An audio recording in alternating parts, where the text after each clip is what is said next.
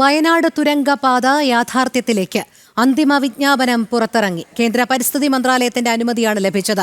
2134 കോടിയോളം രൂപ ചിലവ് പ്രതീക്ഷിക്കുന്നു.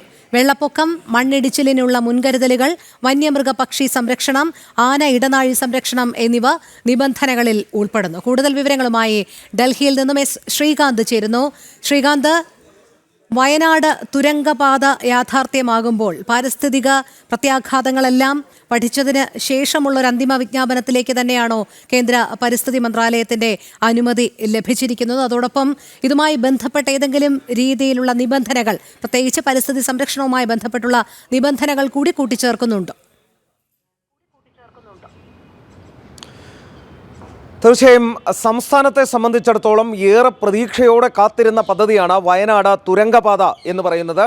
പരിസ്ഥിതി സംഘടനകളുടെയും അതുമായി ബന്ധപ്പെട്ട ആളുകളുടെയും ഒക്കെ എതിർപ്പ് ഇപ്പോഴും കെട്ടടങ്ങിയിട്ടില്ല. ഇതിനിടെ ഇപ്പോൾ കേന്ദ്ര പരിസ്ഥിതി മന്ത്രാലയത്തിൽ നിന്നും അന്തിമ വിജ്ഞാപനം പുറത്തിറങ്ങുകയും ചെയ്തിരിക്കുന്നു.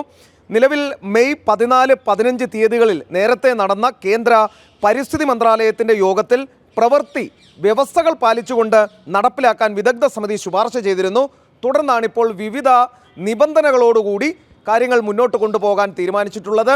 അതിൽ ചില നിബന്ധനകൾ പറയുന്നത് വെള്ളപ്പൊക്കവും മണ്ണിടിച്ചിലും ഉണ്ടാകാൻ സാധ്യതയുണ്ട്. അത് തടയുന്നതിനുള്ള, പരിഹരിക്കുന്നതിനുള്ള നടപടികൾ ഉണ്ടാകണം. വന്യമൃഗങ്ങളെയും പക്ഷികളെയും ഒക്കെ തന്നെ സംരക്ഷിക്കുന്നതിനുള്ള നടപടികൾ സ്വീകരിക്കണം. ഒപ്പം ആന ഇടനാഴി അടക്കം ആ മേഖലയിലുണ്ട്. അതെല്ലാം തന്നെ സംരക്ഷിച്ചുകൊണ്ട് മുന്നോട്ട് പോകണം, ഈ നടപടിയുമായി മുന്നോട്ട് പോകണം എന്നാണ് ഇപ്പോൾ പറഞ്ഞിരിക്കുന്നത്. ത്രികക്ഷി കരാറാണ് ഇതുമായി ബന്ധപ്പെട്ടുള്ളത്. 1 പൊതുമരാമത്ത് വകുപ്പ്, 2 കിഫ്ബി, 3 കൊങ്കൺ റെയിൽവേ. ഈ 3 പേർ ചേർന്നുള്ള, ഈ 3 സംവിധാനങ്ങൾ ചേർന്നുള്ളതാണ് ത്രികക്ഷി കരാർ. 2 കമ്പനികൾക്ക് ഈ നിർമ്മാണത്തിൻ്റെ ചുമതല നൽകിയിട്ടുണ്ട്.